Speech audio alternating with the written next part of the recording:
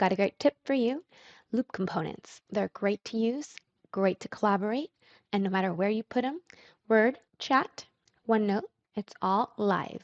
We're going to show you how to use them. So let's take a look. For a loop component, go ahead and click on this little icon, Loop Components. Then decide if you want a bulleted list, a checklist, a numbered list, a paragraph, a table, or a task list. Add a title. We're having a grand opening of our NorCal office. So what needs to get done? We need signage. We need to have a caterer.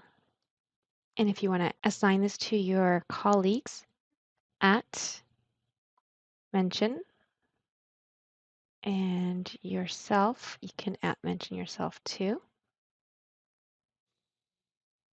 You can also go to the date, drop in some dates there.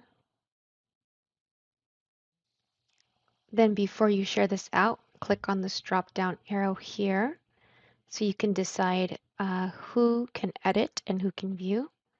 So anyone in your organization with the link, people only in this chat, people with existing access, specific people to not allow editing, uncheck here.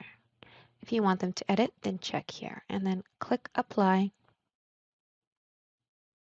And so I'm going to send this off to my team so they're all aware.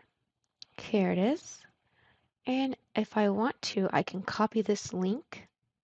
I can put it into my OneNote.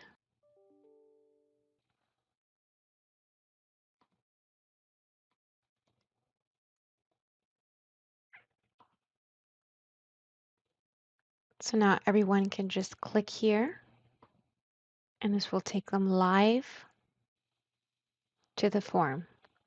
This will take them live to the form and they can access this from anywhere.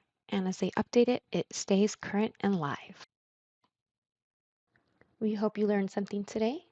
Give us a like, subscribe, let us know what else you'd like to learn. Thanks so much from Modern IT.